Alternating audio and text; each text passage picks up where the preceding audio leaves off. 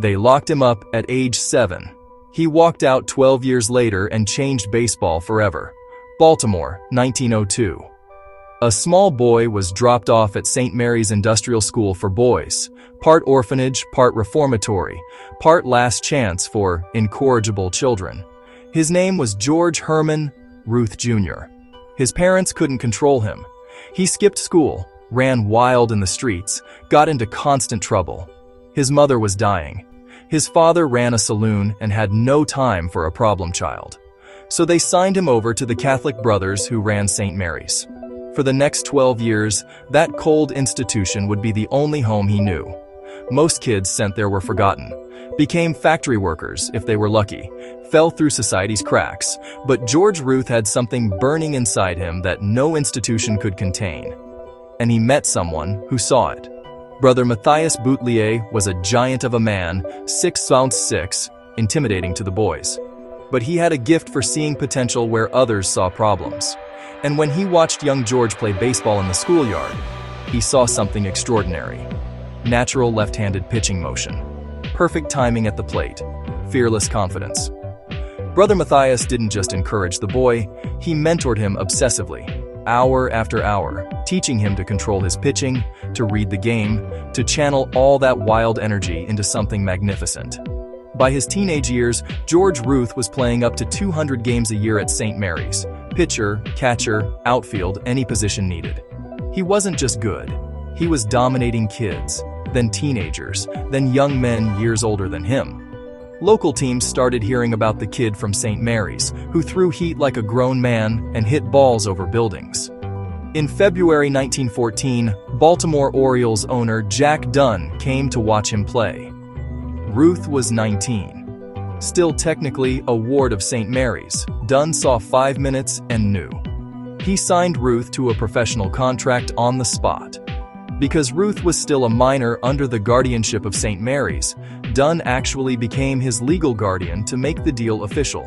When Ruth showed up at spring training, the veteran players saw this babyface kid tagging along with the owner and started calling him Dunn's Babe. The nickname stuck. George Herman Ruth Jr. became Babe Ruth, and Babe could play. As a pitcher, his fastball was electric. As a hitter, he crushed balls with power nobody had seen before. The Orioles were a minor league team, but Ruth was clearly destined for more. By July 1914, just 5 months after leaving St. Mary's, financial troubles forced the Orioles to sell their best players. The Boston Red Sox bought Babe Ruth's contract. He made his major league debut at age 19. And over the next 6 years with Boston, he became the best left-handed pitcher in baseball, winning 89 games, posting a microscopic ERA, dominating World Series games. But here's what makes Ruth's story transcendent. He was too good at hitting to just pitch. In 1919, the Red Sox started playing him in the outfield on days he didn't pitch, just so his bat could be in the lineup. He hit 29 home runs that year, shattering the previous record of 27.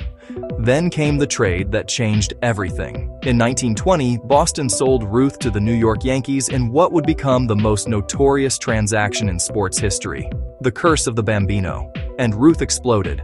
In 1920, his first year with New York, he hit 54 home runs. The entire rest of the American League combined didn't hit that many. He didn't just break the record, he obliterated the concept of what was possible. In 1921, 59 home runs. In 1927, 60 home runs, a record that stood for 34 years. He transformed baseball from a strategy game of bunts and stolen bases into a power game of towering home runs and dramatic moments. Fans who'd never cared about baseball packed stadiums to watch him swing. They built Yankee Stadium specifically to showcase Babe Ruth. They called it the house that Ruth built. The boy who'd been thrown away at age 7 became the most famous athlete in America, maybe the world. He earned more than the president. He partied like a king. He signed autographs for hours. He visited sick children in hospitals, never forgetting what it felt like to be forgotten. His career numbers are almost incomprehensible. 714 home runs, a record for 39 years. .690 slugging percentage, still second all time. 2,173 hits, and a pitching record good enough for the Hall of Fame, even without his hitting. But here's what the statistics can't capture. Babe Ruth saved baseball. After the 1919 Black Sox gambling scandal nearly destroyed the sport's credibility, Ruth's explosive, joyful, larger-than-life presence gave fans a reason to believe again. He made baseball fun, exciting, dramatic. He took America's pastime and turned it into America's obsession. The incorrigible 7-year-old who was locked away because nobody knew what to do with him became the man who changed sports forever. Brother Matthias saw a troubled kid with potential and bet everything on him.